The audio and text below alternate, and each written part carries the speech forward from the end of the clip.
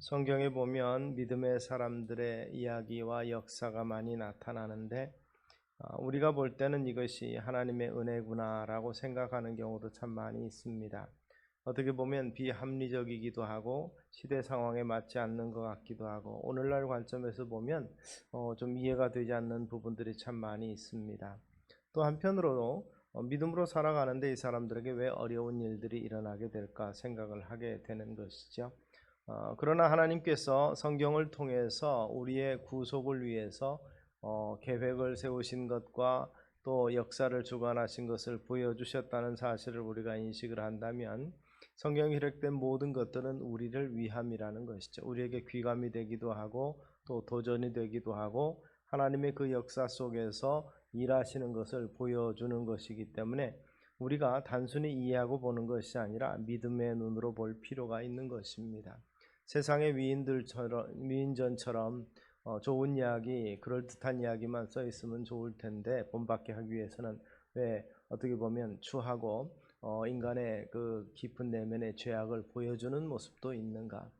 믿음의 조상이라고 한 아브라함은 또 어떻게 보면 부끄러운 일들을 행한 일들도 있고 가정적으로도 잘 다스리지 못해서 문제가 있는 것처럼 보여주고 또 위대한 왕이라고 보여지는 다윗은 여러 가지 전투에 패배할 때도 있고 아들이 반역할 때도 있고 또 음행을 함으로 말미암아서 이 어려움 가운데 있는 경우도 있는 것을 볼 수가 있습니다.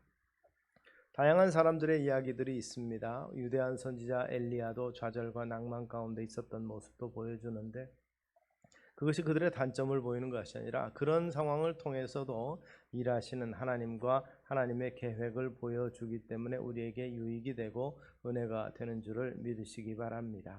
세상 사람들을 바라볼 때는 이해 안 되는 부분이지요. 그러나 우리는 이것을 믿음으로 바라볼 때 뭔가 다른 하나님의 계획을 거기서 발견하게 되는 것이죠.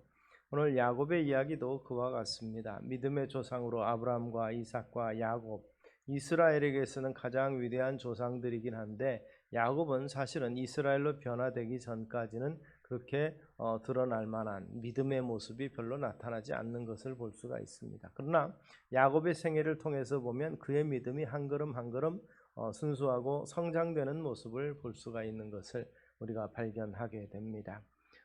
이 본문에 나타나는 내용은 야곱이 특별히 하나님 앞에 정말 생사를 건 기도하는 장면이 나타납니다. 왜 그런 상황이 처하게 됐습니까? 야곱이 처음에 정말 하나님의 축복을 사모해서 아버지를 속이고 어머니와 합작해서 에서를 속이고 에서의 이 장자권을 탈취하는 사건이 벌어지게 됨으로 인해서 에서의 칼을 피하기 위해서 결국 바담 아람으로 도망가게 됩니다. 그곳에서 그 외삼촌 라반의 집에서 20년 동안 고생을 하게 되죠. 그가 수고하는 내용에 대해서 창세기는 뭐라고 기록하냐면 하나님의 그에게 복을 주셨다 그랬습니다. 그래서 그가 기르던 양 또 얼룩한 것 그 계약을 맺었을 때 불리한 계약이지만 그가 수고하고 애쓴 대로 하나님께서는 풍성하게 응답을 해주셔서 자녀들도 많았고 그의 소유도 많아집니다. 그런데 그 소유로 말미암아서 갈등이 생기자 외삼촌 라반과 그의 아들들과의 갈등 속에서 결국 그는 피신을 해야 되겠다 생각을 하고 도망하게 되는 것이죠. 그러나 힘이 있던 라반과 그의 아들들이 쫓아와서 이 위기에 겪게 됐을 때 하나님께서 밤중에 그들 가운데 나타나셔서 이 야곱과 다투지 말도록 하고 화친의 조약을 맺도록 만들어 주신 것을 볼 수가 있습니다. 우리가 수고하고 애쓰고 힘쓰는 일들이 있습니다. 가만히 앉아서 그냥 그저 하늘에서 떡이 내려오는 것처럼 용성할 수는 없는 것이죠. 야곱의 노력이 없었다고 말할 수는 없지만 야곱이 수고했는데 문제는 그 야곱이 수고한 것 위에 하나님께서 복을 주셨으니까 형통하게 됐다는 얘기입니다. 하나님의 손길이 없었을 때 야곱이 승리할 수 있었겠는가? 아무리 그가 수고하고 애써서 많은 결실을 맺었다 할지라도 하나님이 중보하지 않았다면 외삼촌 라반에게 모든 것을 또다시 다 뺏길 만한 상황이 될 수밖에 없었던 것을 우리는 발견합니다. 하나님이 주권적으로 역사함으로 부흥의 역사가 있었고 그것을 또 지키도록 만들어 주셨다는 사실을 우리가 기억할 수 있게 되기 바랍니다. 그러므로 우리 된 것은 하나님의 전적인 은혜라는 것을 다시 한번 또한 생각합니다. 그런데 그걸로 해결된 것이 아닙니다. 돌아보니까 이제는 소식을 전하고 화친을 하기 위해서 예물을 먼저 보냈는데 예물과 상관이 없이 에서가 이 400명을 데리고 그를 만나러 온다는 것입니다. 그저 좋은 의도가 있었으면 그 화친의 예물을 받았을 텐데 그렇지 않은 것 같습니다. 그래서 야곱은 나름대로 또 생각을 합니다.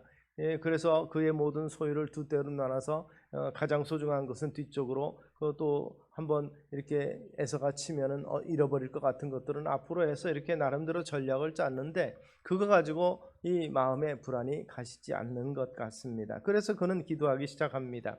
창세기 32장 9절부터 12절까지는 야곱의 기도가 나타납니다.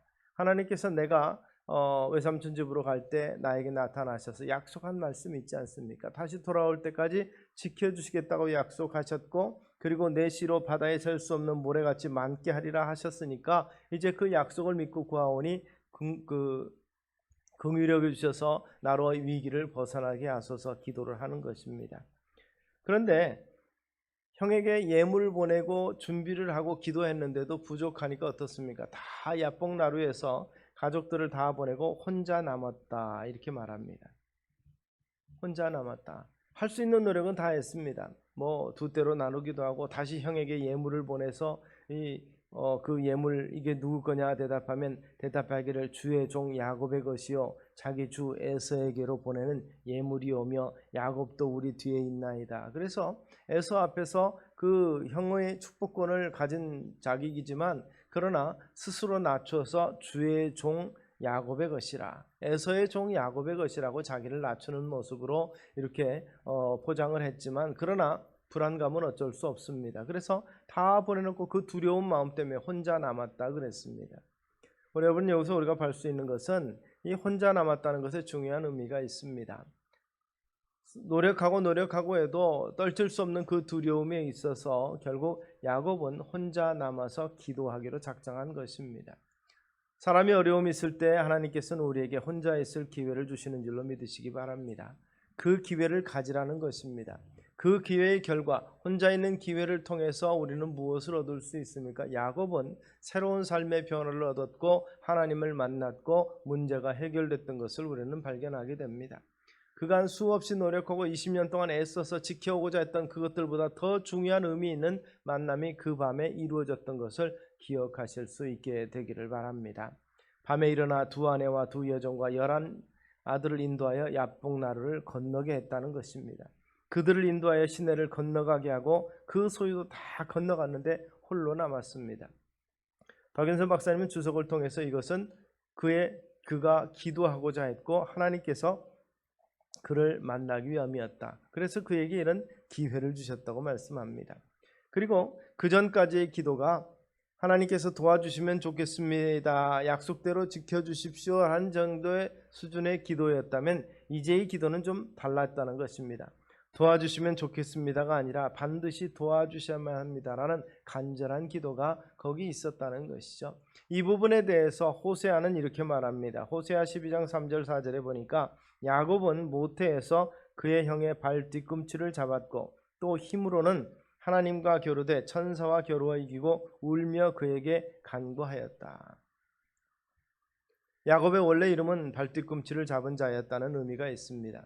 그리고 일반적인 그 개념 속에서는 야곱이란 이름은 속이는 자다, 또 탈취하는 자다, 이런 의미가 있습니다. 그런데 이 밤새 씨름하면서 하나님의 사자와 씨름하면서 사자가 마지막에 그에게 묻습니다. 내 이름이 무엇이냐? 몰라서 물은 것은 아니었을 것입니다. 하나님께서 보낸 사람이었고 야곱의 형편과 처지를 다 아시는 분이신데 왜 물어봅니까? 그것은 스스로 자기의 입장을, 자기의 형편을 고백하게 만든 것입니다. 나는 야곱입니다. 나는 속이는 자였고 탈취하는 자였고 그리고 남의 것을 빼앗는 자였습니다. 이렇게 고백한 것이죠. 그랬더니 하나님의 사자가 그에게 말합니다. 이제는 야곱이라 하지 말고 이스라엘이라 하라. 야곱은 속이는 자였지만 이스라엘은 하나님의 아들이라는 의미가 있고 통치자라는 의미가 있습니다. 놀라운 변화가 그 속에 있습니다. 하나님을 만나고 그의 삶이 바뀌는 거죠. 신분이 바뀌는 것입니다. 속이고 자기 것을 탈취해서 수단과 방법을 가리지 않은 이 사악한 자였지만 이제는 이스라엘이라는 거룩한 하나님의 제사장 나라의 이름이 되는 이 하나님의 아들이 되는 이름을 얻게 되는 것이죠. 이제는 야곱이라 하지 아니하고 이스라엘이라 하라. 돌베개를 베고 자면서 하나님을 만나긴 했지만 그 안에서 진지하게 하나님을 만날 기회가 없었던 야곱에게 하나님께서 이 호세아가 말한 것처럼 울며 그에게 간구한 것처럼 하나님 앞에 간구함으로 말미암아서 그가 문제 해결을 받은 것을 볼 수 있습니다. 여기 보면 홀로 남아 기도했다 그랬고 울며 간구했다 그러는데 그 간구의 형태가 어떤 모습입니까? 이 씨름하는 모습으로 나타납니다. 이 우리 경기 속에서 이 씨름은 사실 신사적인 경기죠. 부상이 큰 부상, 인대 늘어남이라든지 그런 정도는 있지만 이 고대의 경기, 고대의 씨름이라고 표현되는 박투술과는 다릅니다. 이 고대의 격투술은 사실은 크게 다칠 수도 있고 죽을 수도 있는 아주 험악한 경기였습니다. 오늘 본문에도 보면 하나님의 사자가 그의 이 허벅지, 즉 이 둔부의 힘줄을 침으로 말미암아서 그의 허벅지가 위골되었더라 이렇게 말합니다. 그러면서 그가 다리를 절었다는 거죠. 평생 장애로 살게 됐다는 얘기만, 부상이 컸다는 얘기죠. 그런 이 격렬한 전투를 벌일 만큼 결국 하나님 앞에 절박하게 기도하고 씨름했던 모습을 볼 수가 있습니다. 그러한 상황에 기도할 수밖에 없는 상황, 그 두려움을 이길 수 있기 위해서 결국 하나님 앞에 메어 달렸던 야곱의 모습이 있습니다. 공고하고 힘든 날에 야곱의 기도가 오늘 우리의 기도가 되기를 주의 이름으로 축원합니다. 하나님께서는 야곱이 그 시간을 갖기를 원했습니다.